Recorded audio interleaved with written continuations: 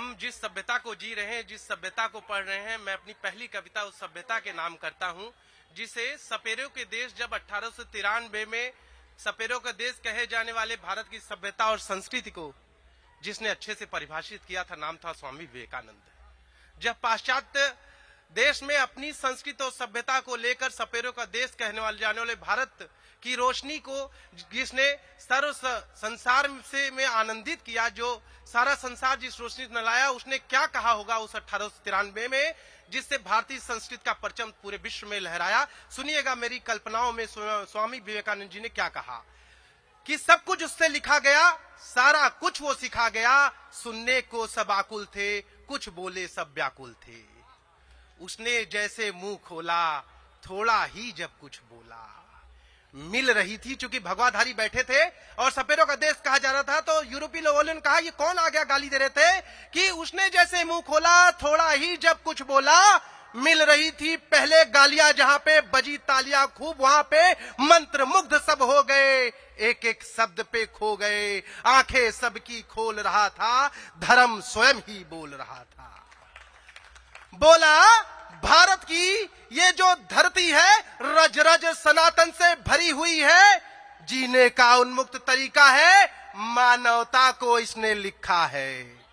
आसमान को जब जानोगे तब इसको पहचानोगे, सूरज की ये आभा है, सारा विश्व इसी से जागा है। सरज सरल सहिष्णु और उदारता का नहीं है इसको दंभ, अपनी तो बस एक सभ्यता, वासुधैव कुटुंबकम, विश्व के भार में जो है रत, नाम उसी का है भारत। मिला सभी को सतचित और आनंद, चाहे कह लो नरेंद्र, चाहे कहो विवेकानंद। और सुनिएगा, मुझे दूसरी रचना उस समाज के नाम है जहां पर एक वीर, एक कुशल, एक धनुर्धर, एक कौशल वो रखने वाला जो राजनीति का भी ज्ञाता है, जिसे शस्त्र चलाना भी आता है, और जब ऐसा वीर किसी चीर हरण पे चुप रह जाए, कुछ बोल न पाए, उसके सामने नारी का वस्त्र हरण हो जाए, तो ऐसे वीर को चुप रहना नहीं भाता है। जब वस्त्र हरण का सवाल सामने आता है तो तीर तुरंत उठ जाना चाहिए, घाव तुरंत हो जाना चाहिए जो वस्त्र नारी के खींचता है। वो भीष्म पितामह जब उसी भरी सभा में चुप बैठे थे, जब कुछ नहीं बोले थे, उनको बोलना चाहिए था। और उसी पे लिखा है, और ये समाज पर भी है, कि वीर जब बेबस हो जाए तो कायरों को बल मिल जाता है, धर्म अधर्म क्या नीति के साथ छल हो जाता है। बेबस द्रौपदी कहां थी? सभी धुरंधर बेबस थे, बचा सके जो लाज न नारी की, क्या गदाधारी क्या धनुर्धर थे। और धर्मराज ने भी क्या अपना धर्म संवार दिया, एक स्त्री एक अबला को यूं जुए में जो हार दिया। अत्याचार जो अबला के संग वहां हो रहे थे, साड़ी बेशक द्रौपदी की उतर रही थी, पर नंगे सभी हो रहे थे। और रोई वो सब पर जिसपे उसने अधिकार किया, माना कि भीम अर्जुन सब बेबस थे, पर पितामह तुमको किसने लाचार किया।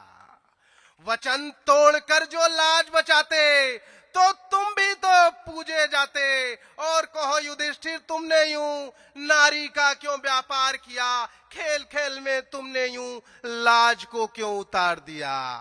अभी प्रस्तावना थी, कविता आप शुरू होती है कि मौन रहे जब वीर वहां पे। इमेजिन कीजिएगा भरी सभा में आप सब बैठे हुए हैं, उस सभा के आप सभी साक्षी हैं, और सुनिएगा कि मौन रहे जब वीर वहां पे।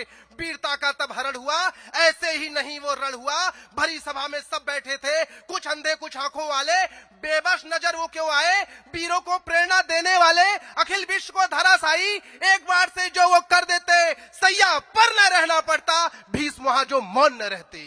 और पल पल की खबर थी उसको, धर्म का था जो रखवाला। वीर सभी जब बौने हुए तब आया मुरली वाला। धर्मराज का धर्म कहां था, भीम जैसा वीर वहां था। दुशासन का हाथ अगर वहीं पर कट जाता तो धर्मराज से पूछूं मैं, अधर्म उसे कौन बतलाता। भरी सभा में सब बैठे थे, गवाह अपराधी सब वहीं थे। यदि दुशासन का हाथ वहीं पर कट जाता तो धर्मराज से पूछूं मैं, इसे अधर्म कौन बतलाता। और भरी सभा में सब बैठे थे, गवाह अपराधी सब वहीं थे, अगर न्याय वहीं पर हो जाता तो वीरों का रक्त हस्तिनापुर के कुछ और काम आता और एक नारी के प्रतिशोध की ऐसी धधकी ज्वाला, क्या दुशासन क्या दुर्योधन, उसने सभी को जला डाला, सभी को जला डाला। और सुनिएगा, मैं चूंकि आप सब यहां बैठे हुए हैं, बस एक और सुनाऊंगा, एक आप और सुनिएगा, चूंकि ये वीरों पे मैंने सुनाया, एक छोटी सी आपको गजल सुना देता हूं, बस एक 4 लाइन की है कि मोहब्बत की इतनी मजबूरी नहीं, मैं तुम्हें देख लूं जरूरी नहीं। मोहब्बत की इतनी मजबूरी नहीं, मैं तुम्हें देख लूं जरूरी नहीं। बारिशों में अक्सर भीग लेता हूं मैं, आंसुओं की अपनी मजबूरी नहीं, मैं तुम्हें देख लूं जरूरी नहीं। और सुनिएगा, किस्से बहुत तुम्हारे हमने लिखे हैं, किताबें अपनी अधूरी नहीं। और तुम्हारी चाहत से हमको मोहब्बत हुई है ज्यादा, तुम्हारा आना अब जरूरी नहीं, मोहब्बत की इतनी मजबूरी नहीं। धन्यवाद, धन्यवाद भाइयों, धन्यवाद।